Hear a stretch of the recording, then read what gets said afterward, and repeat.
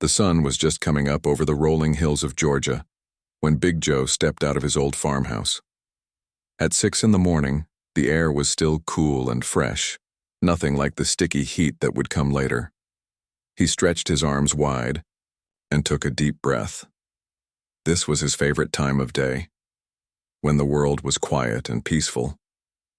Joe was a big man, really big.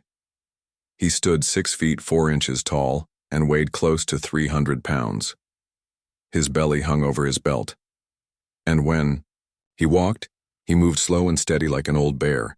The folks in town called him Fat Joe behind his back, though they were polite enough to his face. They saw him as just another lazy farmer who didn't do much except tend to his vegetables and chickens. His farm wasn't fancy. 200 acres of good Georgia soil that his grandfather had worked before him. Joe grew tomatoes, corn, green beans, and squash. He had about 50 chickens that gave him fresh eggs every day. There was an old red barn that needed painting and a small farmhouse that had seen better days, but it was his, and that meant everything to him. Joe pulled on his work boots and grabbed his worn baseball cap. Time to check on the animals. The chickens were already awake, clucking and pecking around their coop. He scattered some feed for them and collected the eggs. The rooster, a proud bird he called King, strutted around like he owned the place. "Morning, King," Joe said with a smile. "You keeping the ladies in line?" The rooster just looked at him and went back to his breakfast. After taking care of the chickens, Joe walked through his vegetable rows. The tomatoes were coming in nice this year, big, red, and juicy. The corn was tall and green, swaying in the morning breeze. Everything looked good. He had worked hard to make this farm what it was. But Joe wasn't always a farmer. 8 years ago, his life was very different. He wore a uniform then, not overalls. He carried weapons, not farming tools. He traveled to places most people couldn't even pronounce. But that was a long time ago, and Joe didn't talk about those days. Not to anyone. Around 9 o'clock, Joe loaded up his old pickup truck with fresh vegetables and drove into town. Millbrook was a small place, the kind where everybody knew everybody else's business. The main street had a few shops, a diner, a gas station, and not much else. Joe parked in front of Peterson's general store to drop off some tomatoes. The store owner, Mr. Peterson, was a thin man with gray hair who had run the place for 30 years. He was decent enough to Joe, but not exactly friendly. "Morning, Joe," Peterson said, barely looking up from his newspaper. "Got those tomatoes?" "Yes, sir. Fresh picked this morning." Joe carried in 2 crates of his best tomatoes. They were perfect, red and ripe without any bruises. Peterson examined them quickly. "These'll do. Same price as always." The price wasn't great, but Joe needed the money. Farming wasn't exactly making him rich. He nodded and took the cash. As Joe walked back to his truck, he passed a group of men sitting outside the barber shop. They were the usual crowd, guys who didn't have much to do except complain about everything. When they saw Joe coming, their voices got a little louder. "There goes Fat Joe," one of them said. "Wonder what he does all day out there on that farm." "Probably. Sleeps under a tree," another one laughed. "Man that size, I bet he can't work too hard." Joe heard every word, but he just kept walking. He had learned a long time ago that some battles weren't worth fighting. These men didn't know him, and they didn't want to know him. They just saw a big, quiet black man who minded his own business, and that made them feel like they could say whatever they wanted. But Joe knew things about himself that would surprise these men. He knew how to move without making a sound. He knew how to take apart a rifle in complete darkness. He knew 17 different ways to stop a man's heart with his bare hands. He knew these things because he had been trained by the best military instructors in the world. For 20 years, Joe had served his country in places where the fighting never made it onto the evening news. He had medals locked away in a box in his closet that most soldiers could only dream of earning. He had saved lives, completed impossible missions, and done things that would give regular people nightmares. But now he was just a farmer, and that's exactly how he wanted it. Joe drove back to his farm, thinking about the work he needed to do. The fence in the south pasture needed fixing. The barn roof had a leak that he kept meaning to patch. There were always things to do on a farm, and Joe liked it that way. Physical work helped keep his mind quiet. He spent the afternoon working in the hot sun, sweat soaking through his shirt. His big body moved steadily from task to task. To anyone watching, he looked like just another farmer working his land. They couldn't see the way his eyes constantly scanned his surroundings, checking for anything out of place. They couldn't see how he positioned himself to always have a clear path to cover if trouble came. Old habits die hard, and some habits keep you alive. As the sun started to set, Joe sat on his front porch with a glass of sweet tea. This was his peaceful time, when he could watch the fireflies start to blink in the growing darkness. He had worked hard for this peace. After all those years of war and violence, he had earned the right to sit quietly on his own land and listen to the crickets chirp. But peace can be fragile, especially for a man like Joe. He had enemies he didn't even know about yet. People who saw his farm as something they wanted and saw him as an obstacle to be removed. They looked at him and saw an easy target, a fat, slow farmer who wouldn't fight back. They had no idea how wrong they were. Joe finished his tea and went inside as full darkness settled over his farm.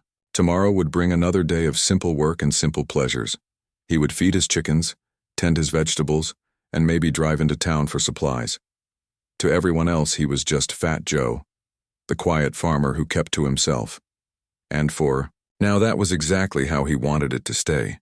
But deep down, Joe knew that his peaceful life might not last forever. He had learned long ago that trouble has a way of finding a man, no matter how far he runs or how well he hides. For tonight, though, his farm was quiet and safe. The chickens were roosting, the vegetables were growing, and Joe was home. 3 weeks later, Joe noticed the first sign of trouble. Someone had been on his property during the night. He could tell because a section of his tomato plants had been trampled down, and it wasn't from any animal. The footprints in the soft dirt were from work boots, and they led right through his best crop. Joe stood there in the morning light, looking at the damage. 20 plants ruined, maybe more. Each one represented hours of work and money he couldn't afford to lose. But what bothered him more was that someone had felt comfortable enough to walk onto his land and destroy his livelihood. He bent down and studied the footprints more carefully. 3 different sets of boots. They had come in from the road, walked straight through his tomatoes, and left the same way. This wasn't random. This was meant to send a message. The trouble had started 2 months ago when the lawyers came.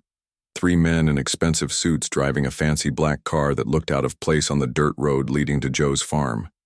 They had knocked on his door, with big smiles and business cards, talking about development opportunities and fair market prices. The leader was a smooth-talking man named Thompson who wore gold cufflinks and spoke with the kind of accent that said he wasn't from around here.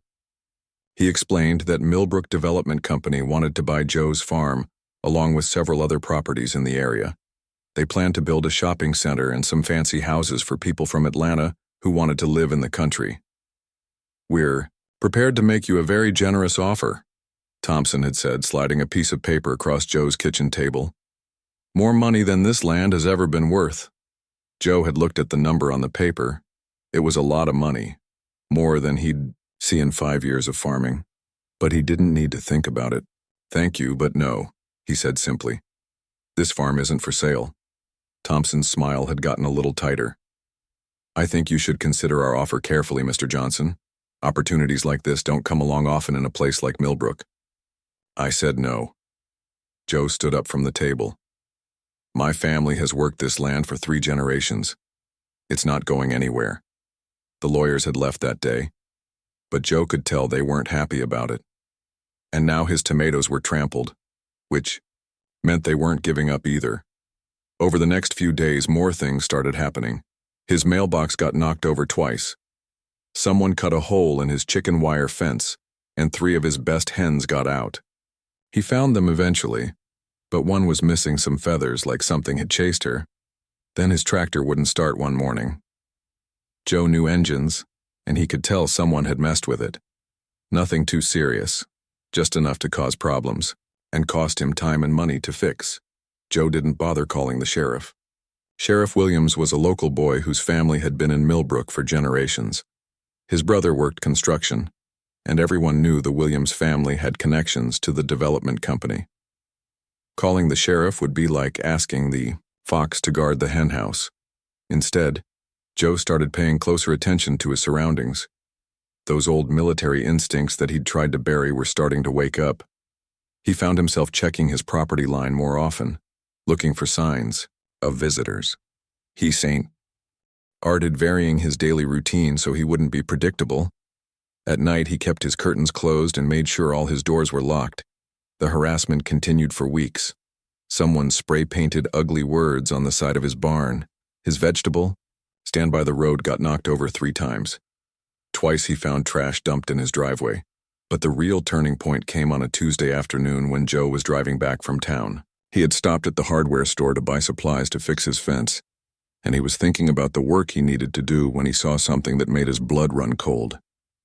Behind the old gas station on the edge of town, he spotted Sheriff Williams' nephew, a punk kid named Danny who was known for causing trouble. Danny was talking to a group of teenagers, but this wasn't just kids hanging out. Joe could see money changing hands and small plastic bags being passed around. Joe had seen enough drug deals in his time to know one when he saw it. But this was different. These were high school kids, maybe 15 or 16 years old. One of them looked like the Peterson boy from the general store. Another was definitely the mayor's daughter. Joe drove past without stopping, but his mind was racing. He knew he should mind his own business. Getting involved would only bring more trouble. But those were kids, and someone was poisoning them with drugs right here in this small town. That night, Joe made a decision that would change everything. He called the state police. The conversation was short and to the point. Joe gave them the location, the time, and a description of what he'd seen. He didn't give his name, but he made sure they understood this was serious. 3 days later, the state police set up a sting operation. They caught Danny red-handed selling drugs to minors behind that same gas station. The bust made the front page of the county newspaper, and suddenly everyone in Millbrook was talking about the drug problem they didn't know they had. But word travels fast in a small town, and it didn't take long for people to figure out who had made the call. Joe had been the only car to drive past the gas station at the right time on that Tuesday afternoon. The math wasn't hard to do. The harassment got worse after that. Much worse. Someone slashed 2 tires on his truck. His irrigation pipes got cut in 3 places, flooding half his cornfield. The words snitch appeared on his barn door in red paint that looked too much like blood for comfort. But the worst part was how people in town started treating him. The few folks who had been polite before now crossed the street when they saw him coming. At Peterson's store, conversations stopped when Joe walked in. Eyes followed him everywhere he went, and not in a friendly way. Joe understood what was happening. In a place like Millbrook, there were unwritten rules. You didn't talk to outsiders about local business, even if that business was against the law. By calling the state police, Joe had broken the most important rule of all. He had chosen the law over loyalty to the community. The fact that he had done the right thing didn't matter to these people. The fact that he had probably saved some kids from getting addicted to drugs didn't matter either. All that mattered was that Fat Joe, the outsider farmer, had brought trouble to their town. Joe started carrying a small notebook where he wrote down every incident. The date, the time, what happened, and any details he could remember. His military training had taught him that intelligence gathering was the key to staying alive, and he had a feeling he was going to need all the intelligence he could get, because Joe could sense that something bigger was coming. The small acts of harassment felt like a warm-up, like someone was testing him to see how he would react. The destroyed property and the name-calling were just the beginning.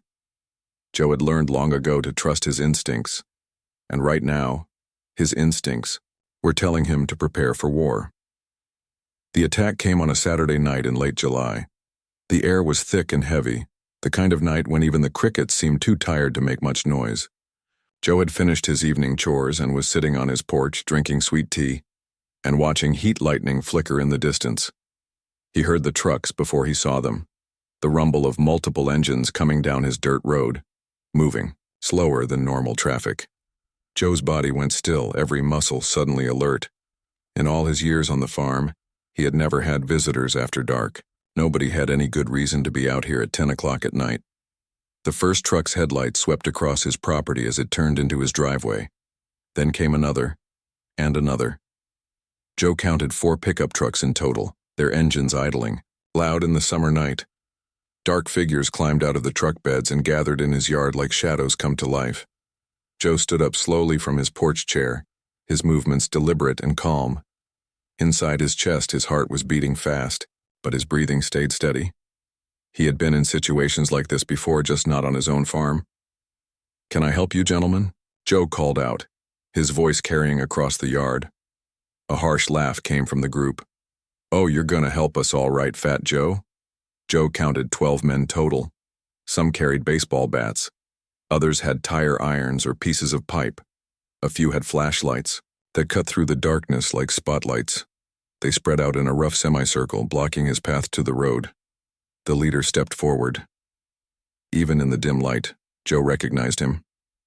Danny Williams, the sheriff's nephew who had been caught selling drugs to kids, the same punk who was supposed to be in jail but had somehow made bail last week. "You cost me a lot of money, you fat piece of garbage," Danny said, slapping a baseball bat against his palm. "Cost me my freedom too. Now it's time to pay up." Joe didn't move from his porch. His mind was already working, calculating distances and angles, identifying threats and opportunities. The old training was coming back like riding a bicycle. "You boys should go home," Joe said quietly. "Nothing good is going to happen here tonight." More laughter from the group. These men thought they were dealing with a scared farmer who would beg and plead for mercy. They saw his size and his slow movements and assumed he would be an easy target. "We ain't going nowhere until you sign this," Danny said, pulling out a folded piece of paper. "It's a deed transfer. You're going to sell your farm to the development company for $1, and then you're going to pack up and leave Millbrook forever. And if I refuse?" Danny grinned and raised his bat. "Then we're going to beat you so bad you'll wish you had signed it. Either way, you're done here." The group started moving closer, their weapons ready. Joe could smell alcohol on the wind. These men had been drinking, which made them dangerous and unpredictable. But it also made them sloppy. "Last chance, Fat Joe," Danny called out. "Sign the paper or we're going to make you sign it." Joe looked at the faces surrounding him. Some he recognized from town. The mechanic who had overcharged him for truck repairs. A couple of guys who hung around the barber shop making jokes. Men who had never liked him but had never been brave enough to say it to his face. Now they thought they had the numbers and the weapons to do whatever they wanted. They thought they were going to teach the outsider farmer a lesson he would never forget. "I'm not signing anything," Joe said, stepping down from his porch. The change in Joe happened in an instant. His shoulders straightened, his posture shifted, and suddenly he didn't look like a fat, slow farmer anymore.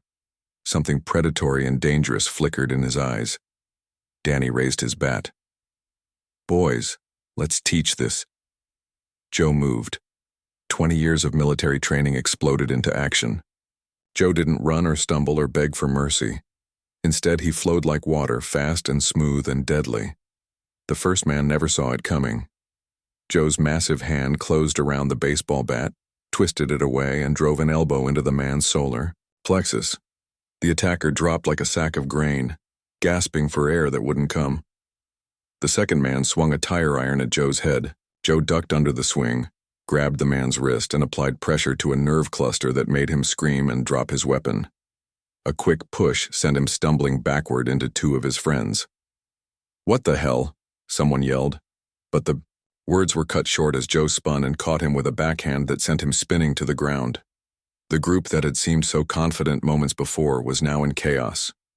Men were shouting and swinging wildly, but Joe was no longer where they expected him to be.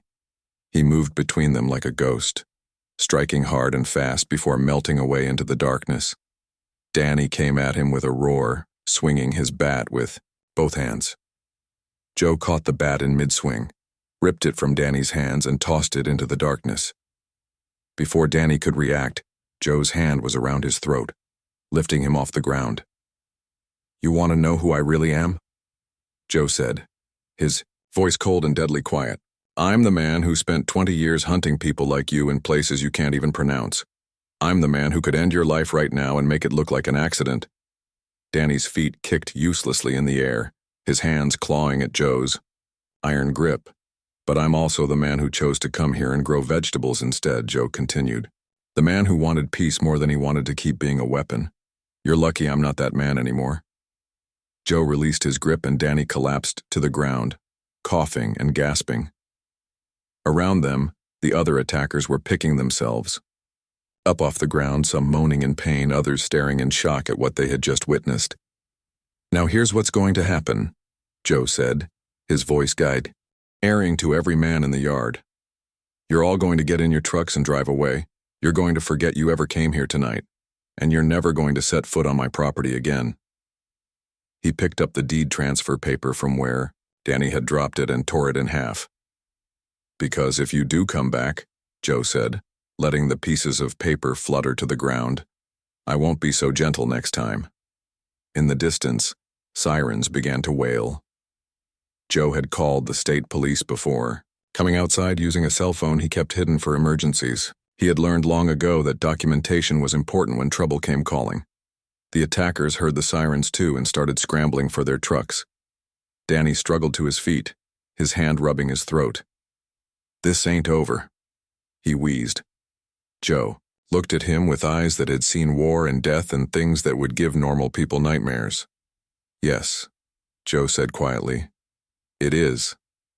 The trucks roared to life and scattered into the night like cockroaches when the lights come on. Joe stood in his yard, surrounded by dropped weapons and scattered debris, waiting for the police to arrive. His secret was out now. The Quiet Farmer Act was over. Tomorrow the whole town would know that Fat Joe wasn't what he seemed to be. But tonight his farm was still his, and the men who had come to take it from him were running scared into the darkness. The state police arrived 15 minutes after the trucks disappeared into the night. 3 squad cars with flashing lights came roaring down Joe's dirt road, their sirens cutting through the summer darkness. Joe stood in his yard, hands visible and open, waiting for them. The first officer out of the car was a tall woman with short blonde hair and sharp eyes that missed nothing. Detective Rodriguez had been with the state police for 12 years, and she had seen enough crime scenes to know when something didn't add up. "Are you the homeowner who called in the attack?" she asked, approaching Joe with her hand resting casually on her weapon. "Yes, ma'am. Joe Johnson, this is my farm." Rodriguez looked around the yard. Baseball bats, tire irons, and pieces of pipe were scattered across the ground like toys after a playground fight. But there was no blood, no unconscious bodies, no signs of the serious violence she had expected to find. "You said 12 men attacked you with weapons?" "Yes, ma'am." "And where are they now?" "They left." Rodriguez studied Joe more carefully. He was a big man, no doubt about that, but he wasn't even breathing hard. His clothes weren't torn. There were no cuts or bruises on his face. For someone who had just fought off a dozen armed attackers, he looked remarkably calm. "Sir, I need you to explain exactly what happened here." Joe told the story simply and honestly. The trucks arriving, the threats, the demand that he sign over his property, the attack that followed. He left out the more complicated details about his military background, but he didn't lie about anything that had happened. While Joe talked, the other officers spread out across the property, taking pictures and collecting evidence. They found tire tracks from 4 different vehicles, footprints from multiple people, weapons that had been dropped in the hasty retreat, but no blood, no signs that anyone had been seriously hurt. Rodriguez was starting to get a very interesting picture of what had really happened here. In her experience, when 12 armed men attacked one person, the outcome was usually very different from what she was seeing. "Mr. Johnson," she said, "can I ask what you did before you became a farmer?" Joe hesitated for just a moment. "I was in the military." "What branch?" Another pause. "Navy." "What did you do in the Navy?" Joe looked at her for a long moment, measuring how much he should say. "I was in special operations." Rodriguez felt something click into place. She had worked with military personnel before, and she recognized the signs. The way Joe stood, the way his eyes constantly scanned his surroundings, the calm way he spoke about violence. This wasn't just any former soldier. How long were you in? 20 years. And you retired as what rank? Chief Petty Officer. Rodriguez nodded slowly. 20 years as a Navy chief in special operations meant this man had seen serious combat. It also meant he had skills that most people couldn't even imagine. Chief Johnson, she said, using his military rank, I think we need to have a longer conversation. They sat at Joe's kitchen table while the other officers finished processing the scene outside. Rodriguez opened a laptop and started typing. What she found made her eyebrows rise. Joseph Daniel Johnson, Chief Petty Officer, United States Navy SEALs. 3 tours in Afghanistan, 2 in Iraq, 1 classified deployment to an undisclosed location. Navy Cross, Bronze Star with V device, Purple Heart, and... She stopped reading and looked up at Joe. Medal of Honor. Joe didn't say anything. The Medal of Honor, Chief, for actions during Operation Neptune Spear. That's not exactly information that shows up in a routine background check. Rodriguez leaned back in her chair, studying Joe with new respect. The Medal of Honor was the highest military decoration in the United States. It was given only to service members who showed exceptional courage in combat, usually at great personal risk. There were only about 70 living recipients in the entire country, so when 12 local troublemakers showed up at your farm tonight, with baseball bats, she said, they had no idea they were picking a fight with one of the most elite warriors in the American military. I just wanted to be left alone, Joe said quietly. I bet you did, but apparently some people didn't want to leave you alone. Rodriguez spent the next hour taking Joe's complete statement. She also made some phone calls to verify his story about the development company and the harassment he had been experiencing. What she found didn't surprise her. The Millbrook Development Company was owned by a group of local investors, including Sheriff Williams's brother-in-law. They had been buying up farmland around the county for months, usually by making offers that were hard to refuse. When property owners did refuse, they sometimes found themselves dealing with mysterious problems until they changed their minds. Chief Johnson, Rodriguez said, closing her laptop, I want you to know that this investigation is going to be very thorough. We'll be looking into the development company, the sheriff's department, and everyone who was involved in tonight's attack. What about the men who came here tonight? Oh, we'll find them. Small town like this, it won't be hard to figure out who owns those trucks. And when we do find them, they're going to have a very difficult time explaining why they drove out here with weapons to threaten a Medal of Honor recipient. Rodriguez stood up to leave, then turned back. Can I give you some advice, Chief? Joe nodded. The story about what happened here tonight is going to spread. By tomorrow morning, everyone in Millbrook is going to know that the quiet farmer they've been picking on is actually a decorated war hero. Some people are going to be embarrassed, others are going to be scared, and a few might even be angry enough to try something stupid again. I understand. Do you? Because what happened tonight changes everything. You can't go back to being invisible. The secret's out. Joe thought about that for a moment. For 8 years, he had worked hard to build a quiet, peaceful life away from violence and conflict. He had wanted to be just another farmer in a small town, growing vegetables and raising chickens. But that life was over now. Chief Johnson, Rodriguez said, I looked up your record. I know what you did in Afghanistan. I know about the hostages you rescued and the lives you saved. Men like you don't stop being heroes just because they retire. She handed him her business card. If anyone else comes around here causing trouble, you call me directly. Day or night. You have my word that the state police will take this seriously. After the police left, Joe sat on his porch in the darkness, thinking about what came next. The truth was out now. By morning, everyone in Millbrook would know that Fat Joe wasn't just a farmer. They would know about his military service, his decorations, and what he was capable of when threatened. Some people would respect him for it. Others would fear him. And a few would hate him even more than they already did. But Joe realized something important as he sat there in the quiet night air. For the first time in 8 years, he didn't have to pretend to be someone he wasn't. He didn't have to move slowly or speak softly or let people think he was weak. He was still Joe Johnson, farmer. But now everyone would know he was also Chief Petty Officer Johnson, Navy SEAL. And maybe, just maybe, that would be enough to finally give him the peace he had been looking for all along.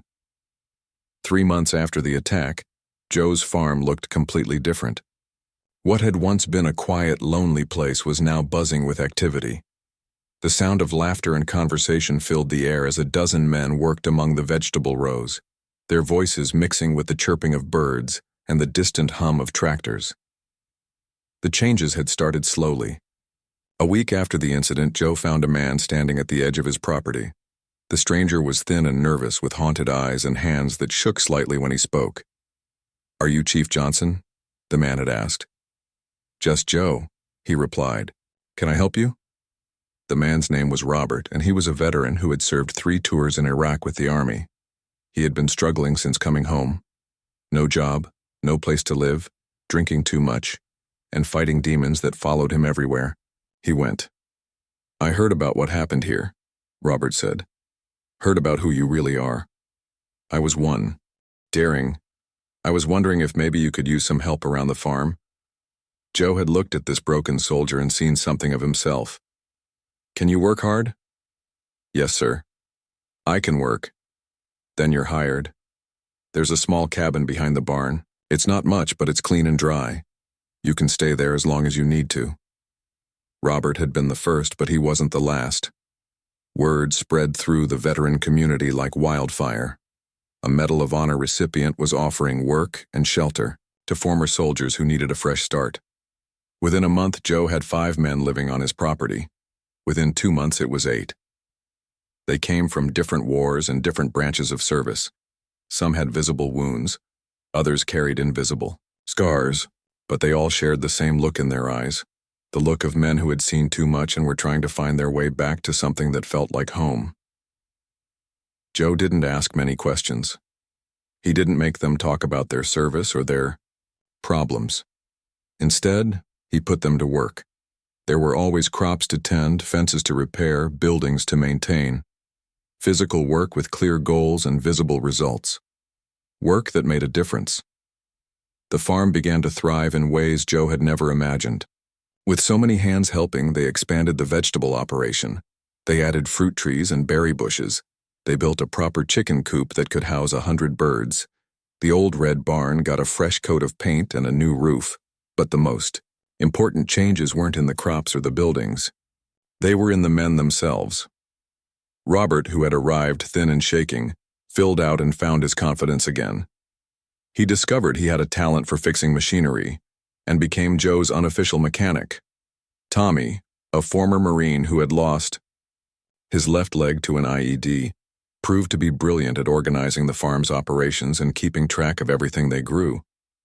Carlos, an Air Force veteran who had barely spoken when he arrived, turned out to have a gift for training the chickens and could make them follow him around like he was their general. Joe watched these transformations with quiet satisfaction. He had found something he hadn't been looking for, a purpose that combined his military leadership skills with his love for the peaceful work of farming. The town's reaction to the changes was mixed. Some people, especially the older folks, came by to offer their respect and support. They brought casseroles and offered to help with the harvest. They thanked Joe for his service and told him they were proud to have a genuine American hero living in their community. Others kept their distance. The harassment stopped completely. Nobody was brave enough to mess with a farm full of combat veterans. But some townspeople still viewed Joe and his men with suspicion. They whispered about all those soldiers living out there, wondering what they were really up to.